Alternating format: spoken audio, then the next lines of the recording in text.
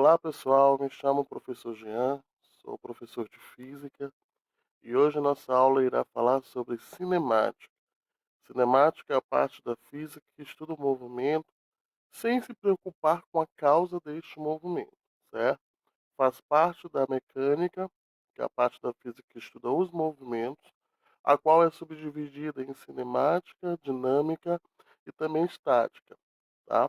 Então, hoje nós iremos trabalhar apenas cinemática, alguns conceitos básicos pelos quais a gente pode introduzir para que a gente venha resolver os cálculos, tá? Conceito e introduções, movimento. O que é o movimento? O movimento está presente em basicamente todos os fenômenos naturais.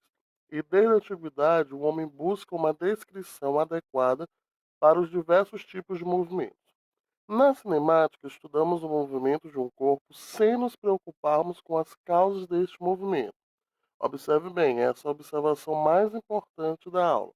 A cinemática estuda o movimento de um corpo sem se preocupar com as causas deste movimento. O objetivo geral é descrever apenas o movimento do corpo através da relação entre a posição do móvel e o tempo.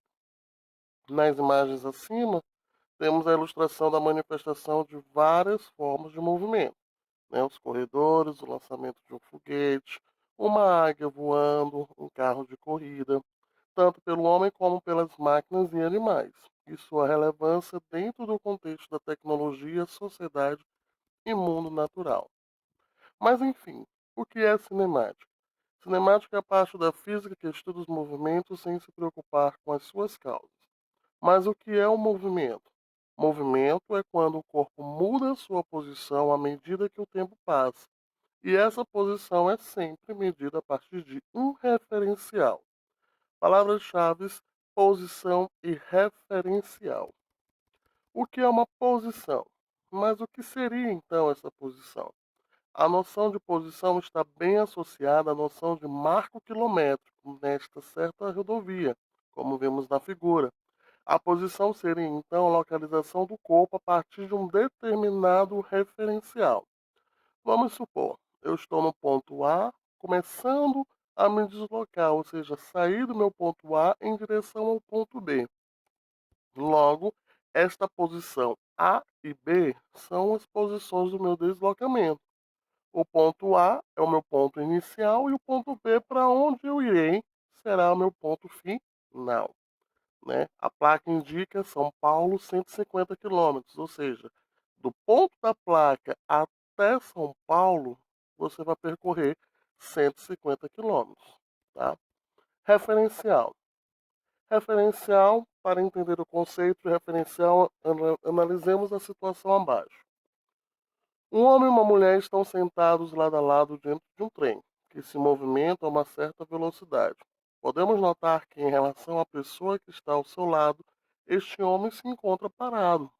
Mas, em relação a alguém que está do lado de fora do trem, ele se encontra em movimento e com uma velocidade que é igual à velocidade do trem.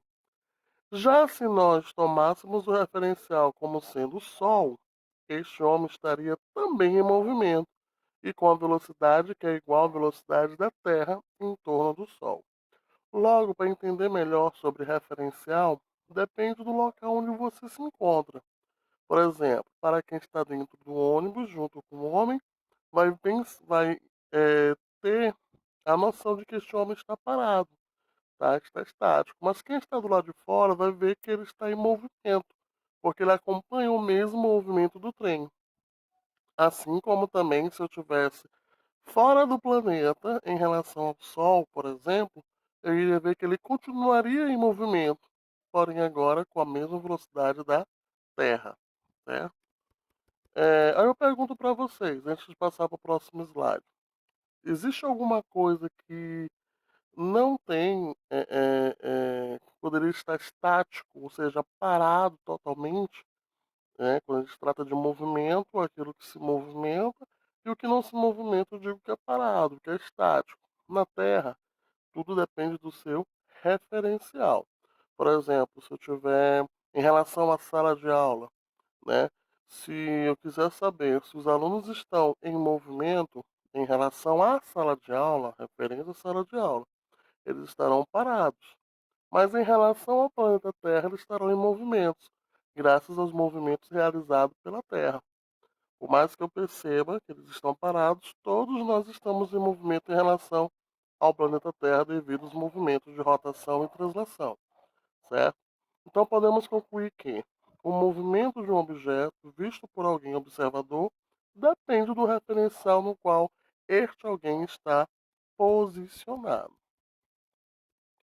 Deslocamento e distância percorrida. Existe a diferença entre essas duas nomenclaturas? Sim, existe. Deslocamento é a diferença entre a posição final e a inicial em um dado percurso. Já a distância percorrida é quando o objeto efetivamente andou num dado percurso. Pelo exemplo, vamos conseguir entender melhor.